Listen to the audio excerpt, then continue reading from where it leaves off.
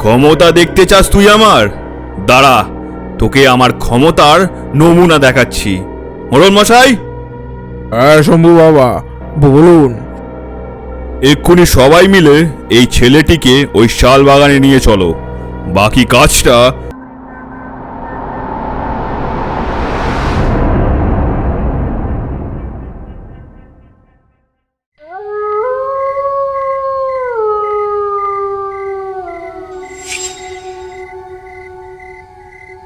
কিছুদিন ধরেই এই নিমডাঙ্গা গ্রামে একের পর এক লোক খুন হয়ে চলেছে। তবে যারা খুন হয়েছে তারা প্রত্যেকেই কাঠুরে। এই কাঠুরেদের খুনের আসল রহস্যটা লুকিয়ে আছে ওই পূব দিকের শালের বনে। নিমডাঙ্গার মতো প্রত্যন্ত গ্রামে কাজের বড়ই অভাব। আজ গ্রামে গ্রামে ইলেকট্রিক আর মোবাইল ফোন এলেও এই গ্রামে আজও হ্যারিকেন আর বাতিই জ্বলে। গ্রামের বেশিরভাগ লোকই প্রায় না খেতে পেয়েই মরে। এই গ্রামের প্রায় বেশিরভাগ চাষিদের ঘাড়েই আজ মোটা টাকার দেনা। মহাজনদের কাছে রোজ হুমকি শুনতে হয়, কিন্তু তাদেরই বা কী উপায় আছে? চাষাবাদ করে করে এই গ্রামের মাটির উর্বরতা একদমই কমে গেছে।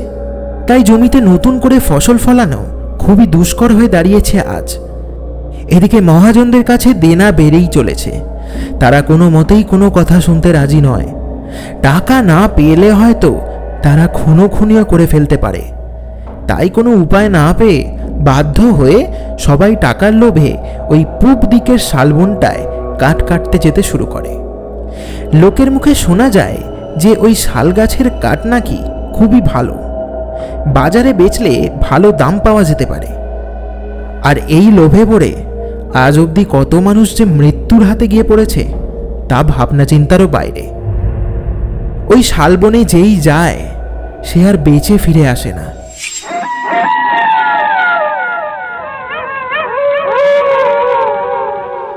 ওই বনে কোনো এক অজানা কালো শক্তি আছে যে সবার প্রাণ নিয়ে বেড়াচ্ছে। প্রতিটা মানুষের মধ্যেই আজ ওই শালবন এক আতঙ্ক হয়ে দাঁড়িয়েছে। কিন্তু তাও লোকে নিজের প্রাণ হাতে নিয়েই ওই বনে কাঠ কাটতে যায়, যাতে সে তার ঘাড় থেকে দেনার বোঝাটা সরাতে পারে আর নিজের পরিবারের মুখে একটু হাসি ফোটাতে পারে। গোটা গ্রামে শুধু একজনকে ছাড়া ওই বন থেকে ফিরে আসতে আজ অবধি কেউই সফল হয়নি। আজ এই সন্ধ্যাবেলায় প্রণব তার কিছু বন্ধুর সাথে আড্ডা জমিয়েছে। তাদের মধ্যে এই গ্রামের কিছু বয়স্ক লোকও উপস্থিত রয়েছে। প্রণব এই গ্রামের আর বাকি 5টা ছেলের মতোই, বয়স প্রায় 22 কি 23 হবে। তার মাথায় এখন একটাই কথা ঘুরে চলেছে, সে কি করে গ্রামবাসীদের ওই শালবনের হাত থেকে রক্ষা করবে। এই চিন্তা তার মাথা কুড়ে কুড়ে খাচ্ছে সারাদিন।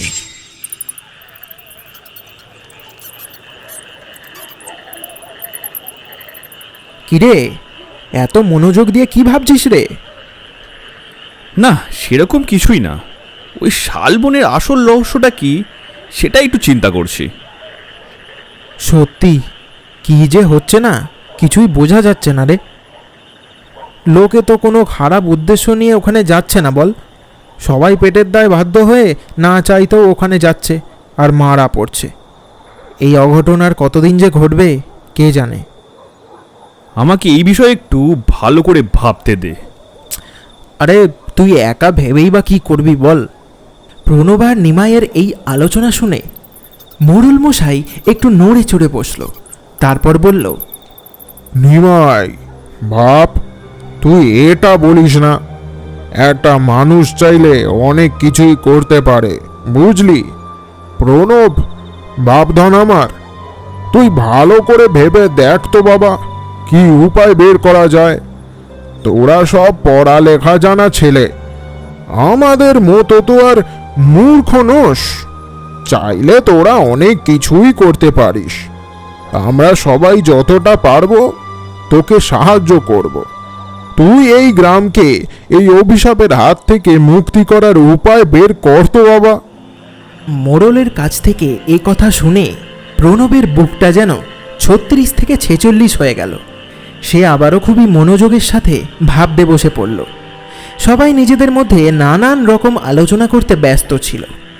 এমন সময় নিমাই সামনের রাস্তাটা দিয়ে কানাকেষ্টকে ওই জঙ্গলের রাস্তাটার দিকে হেঁটে যেতে দেখে। সঙ্গে সঙ্গে এসে হাঁক দেয় কেষ্টকে। হাঁক শুনে কানাকেষ্ট তাদের মাচার সামনেটায় এসে দাঁড়ায়। তার একটা চোখ কানা, তাই তার নাম শুধু কেষ্ট থেকে কানাকেষ্ট হয়ে দাঁড়িয়েছে। কি রে নিমাই, ডাকলি কেন? কেষ্টদা, এই ভর সন্ধ্যাবেলায় কোথায় চললে? আর বলিস না, চাষবাসের অবস্থা খুবই খারাপ। অন্যান্য মাসে যা ফসল ফলে গত মাসে তার অর্ধেকও ফলেনি। এরম করে চলতে থাকলে তো এবার গোটা পরিবার সমেত গলায় দড়ি দিয়ে মরতে হবে যে। তাই না চাইতেও আজ বাধ্য হয়ে ওই শালবনের দিকে যাচ্ছি। শুনেছি বাজারে নাকি শাল কাঠের খুব ভালো দাম পাওয়া যায়। কেষ্টদা, তোমার কি মরার ইচ্ছা হয়েছে নাকি? তুমি এটা শুনেছ যে বাজারে শাল কাঠের মূল্য বেশি, আর এটা শোনোনি যে ওই শালবনে যে একবার যায় সে আর ফিরে আসে না? ও সব ভেবে ভয় খেয়ে বসে পড়লে তো আর পেট চলবে না বল। দেনার ভার এতটাই বেড়ে গেছে যে জমি জমা বেচে ফেললেও অর্ধেকের বেশি পূরণ হবে না। তাই না চাইতেও আমাকে এই রাস্তাটাই বেছে নিতে হয়েছে। কেষ্ট, বাপ আমার, এত করে যখন বলছিস তখন যা। তবে তোর শরীরে আশীর্বাদী তাগা বা মাদুলি এসব কিছু কি আছে, নাকি সেটাও নেই? মোড়লের এই প্রশ্নের জবাব তার কাছে ছিল না। সে খানিকটা আমতা আমতা করে বলল, মানে আপাতত তো নেই, তবে তুমি চিন্তা করো না মোড়ল, ও আমার কিছুই হবে না। আমি বরং বাড়ি ফিরে কিছু একটা ধারণ করে পড়ে নেব। এখন এখন যাই, বেশি দেরি করব না। তোমরা বসো, আড্ডা দাও, আমি চলি। সাবধানে যাস বাপ আমার। ভগবানের কাছে কামনা করি তুই যেন সুস্থভাবে বাড়ি ফিরে আসিস। সবার অনেক বারণ করার সত্ত্বেও কানাকেষ্ট কারুর কথাই শুনল না। সে নিজের জেদটাই বজায় রাখল। তার জীবন রক্ষার কামনা মোড়ল মশাই করেছে, কিন্তু তাতে কি সে বেঁচে ফিরে আসবে সেটাই এখন ভাববার বিষয়। একে ছেলেটার একটা চোখ চলে গেছে। কষ্টে ভরা তার জীবনে একমাত্র আছে শুধু তার বউ। তাকে একা ফেলে নিজের প্রাণটা হাতে নিয়ে আজ এই অসহায় মানুষটা চলেছে 2 টাকা রোজগার করতে। শালগাছের কাঠ বাজারে বিক্রি করে কটা টাকা রোজগার করে দেনা মেটানোর স্বপ্ন দেখেছে সে। সেই স্বপ্নকে লক্ষ্য করে আজ সে এসে পৌঁছেছে এই অভিশপ্ত কালো নিমডাঙ্গার পূব দিকের শালবাগানটায়।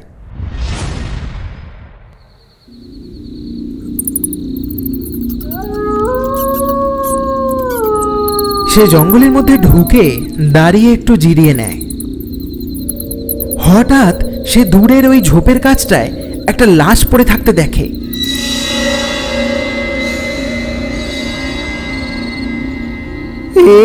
কি এই লাশ এলো কি করে? এইখানে লাশ এলো কি করে? তার মানে এই শালবাগানটা সত্যি অভিশপ্ত। নিমাই ঠিকই বলছিল। কি মুহূর্তে আমি নিজের জীবন ঝুঁকি নিয়ে যে এখানে এসে পড়লাম কি জানি। কানাকেষ্ট বুঝতে পেরেছে যে সে তার জীবনের সব থেকে বড় ভুল করে ফেলেছে এই শালবাগানটায় এসে। হঠাৎ তার সামনের দিকে কি নড়ছে ওটা? কে ওখানে? কানা ভয় পেয়ে চেঁচিয়ে ওঠে। তার আওয়াজ শুনে ঝোপের ভেতর থেকে বেরিয়ে আসে একটা কালো ছায়া মূর্তি।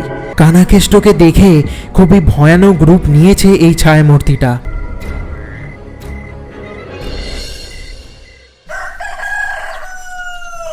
ভোর রাতের দিকে কিছু জেলেদের দল জঙ্গলটার সামনের রাস্তাটা দিয়ে হেঁটে যাচ্ছিল। তারা যেন হঠাৎ কিছু একটা দেখতে পেয়ে থমকে দাঁড়িয়ে পড়ল। কি রে, দেখে তো মনে হচ্ছে এটা কানাকেষ্ট, তাই না? হ্যাঁ, তাই তো মনে হচ্ছে। মুখটার যা অবস্থা করেছে তাতে তো ঠিক করে বোঝা যাচ্ছে না, তবে যতদূর মনে হচ্ছে এটা কেষ্টই। এই চল চল, সবাই মিলে লাশটা ধর। আমি তাকে বারণ করি, কিন্তু সে আমার কথা শুনলে না গো, শুনলে না, আমাকে অনাথ করে দিয়ে চলে গেলে গো। এই বলে কানাকেষ্টর বউ খুবই কান্নাকাটি শুরু করে। দেখে মায়াও লাগবে বটে। কানাকে কারা যেন খুবই নৃশংসভাবে হত্যা করেছে। শরীরের নানান জায়গা থেকে এখনো কাঁচা রক্ত বেরিয়ে আসছে। একটা হাত কে যেন কেটে খেয়ে ফেলেছে। বাকি শরীরটার জায়গায় জায়গায় মাংস খাবলানো। কেউ কাউকে এরম বাজেভাবে যে হত্যা করতে পারে, এটা চিন্তা ভাবনার বাইরে। বেলা গড়িয়ে দুপুর হয়েছে। গ্রামের কিছু লোক মিলে তার দেহর অন্তিম সৎকার করে। তার দেহ পোড়ানো এখন শেষ। কানার মৃত্যু নিয়ে সবাই খুবই ভেঙে পড়েছে। আজ গোটা নিমডাঙ্গা গ্রাম যেন তার মৃত্যুর শোক পালন করছে। এর আগে যতজন ওই শালবাগানে গিয়ে মৃত্যুর শিকার হয়েছে, তার মধ্যে থেকে কানার মৃত্যু যেন বাকিদের তুলনায় আরও বেশি ভয়ঙ্কর। গ্রামে ঘটে যাওয়া এই ঘটনাটা নিয়ে নানান জায়গায় চর্চা শুরু হয়েছে। এবার আর কেউই কোনো মতেই ওই শালবাগানে যেতে চাইছে না। যাই হয়ে যাক না কেন, গ্রামবাসীরা আর কোনো মতেই ওই শালবাগানে যাবে না।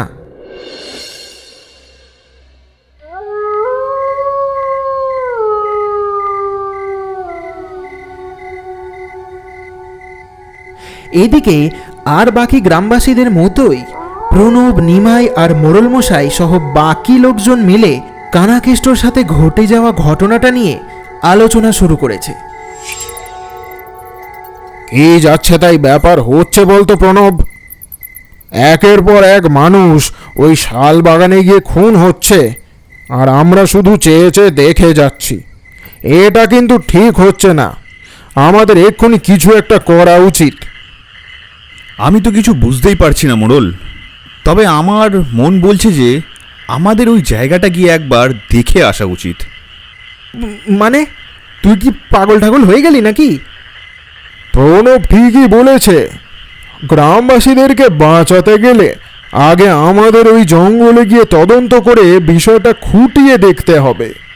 তবেই আমরা এই সমস্যার সমাধান করতে পারবো। তাহলে আর দেরি কেন মোড়ল, চলো সবাইকে নিয়ে এক্ষুনি ওই শালবনে যাই। মানে এক্ষুনি যাবি? হ্যাঁ, বেশি দেরি করলে হয়তো আরও কেউ মারা যেতে পারে। তার চেয়ে ভালো আমরা নিজেরাই যাই, যা হবে দেখা যাবে। প্রণবের এই সাহস দেখে মোড়ল ওই জঙ্গলে যেতে রাজি হয়ে গেল।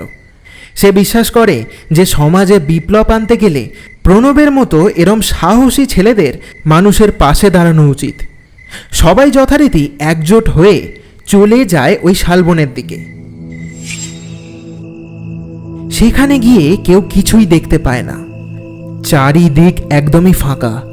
ঘুটঘুট করছে অন্ধকার। আর এই ঘুটঘুটে অন্ধকারে সারি সারি শালগাছ যেন মাথা উঁচু করে দাঁড়িয়ে রয়েছে। কিরে, কাউকে দেখলি নাকি? না মোড়ল, কাউকেই তো দেখছি না। এখানে কুকুর শিয়াল আছে বলেও তো মনে হয় না। যদি দেখতে পেতাম তাও না হয় ধরা যেত যে সেদিন কেষ্ট এই জঙ্গলে এসে কোনো শিয়াল বা জঙ্গলি কুকুরের হাতে মারা গিয়েছে। কিন্তু এখানে তো কোনো প্রাণীর অস্তিত্ব নেই বলেই মনে হচ্ছে। আশপাশটা দেখলেই কেমন যেন গাটা ছমছম করে উঠছে। দূর দূরান্ত অবধি শুধু বড় বড় শালগাছ যেন মাথা উঁচু করে দাঁড়িয়ে রয়েছে।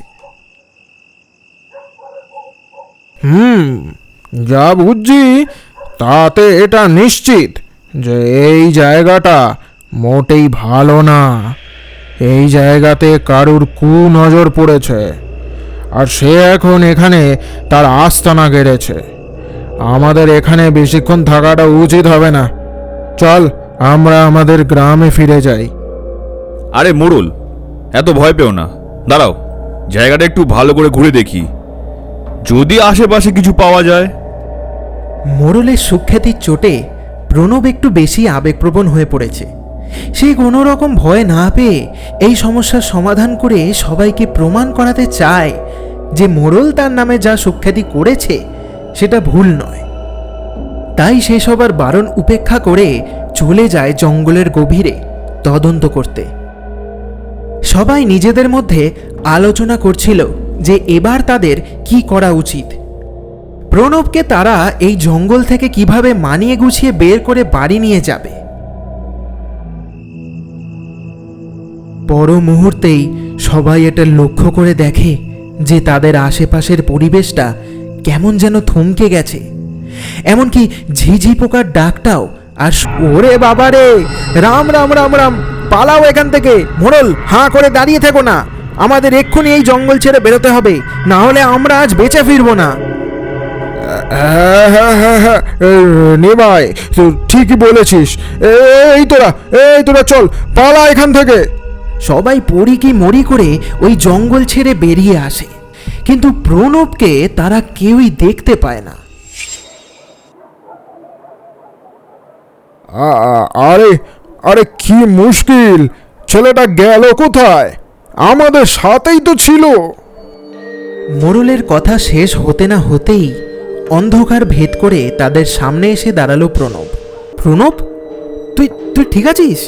আরে আরে, আমরা তো তোকে দেখতে না পেয়ে চিন্তায় পড়ে গিয়েছি। বাপধন, তুই সত্যি করে বল তো, কোথায় গিয়েছিলি?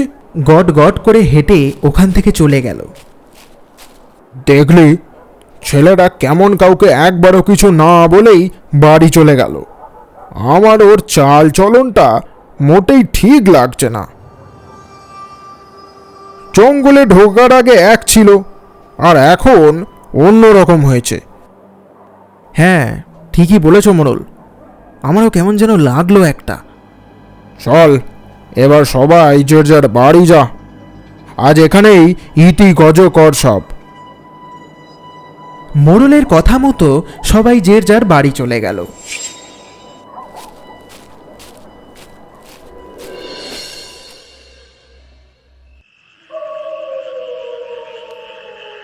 পরের দিন সন্ধ্যার বৈঠকে সবাই উপস্থিত থাকলেও অন্য দিনের মতো সেখানে উপস্থিত ছিল না প্রণব।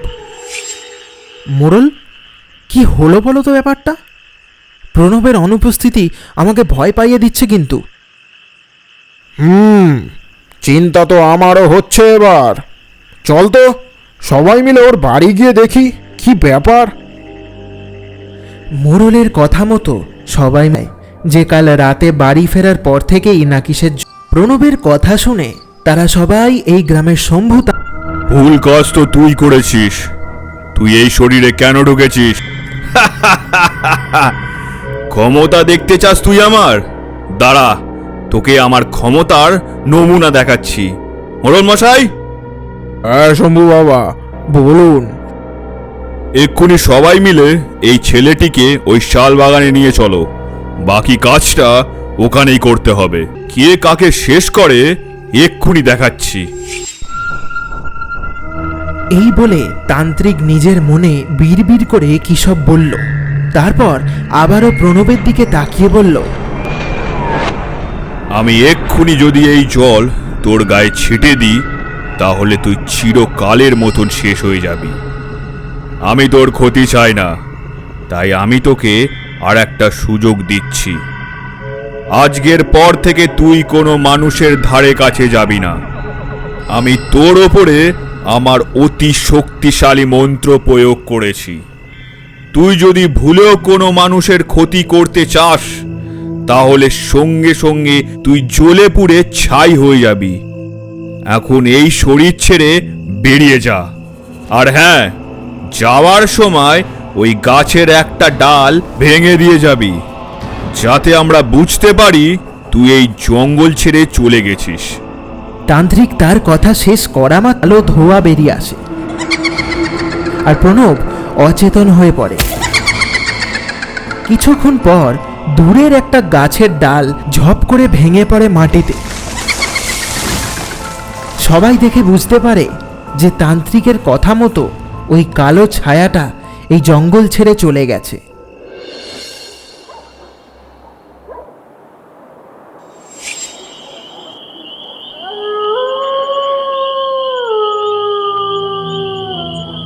এরপর থেকে আবারও এই শালবাগানে মানুষের আনাগোনা শুরু হয়। তবে আর কখনোই কাউকে ওই বনে গিয়ে মৃত্যুর কবলে পড়তে হয়নি।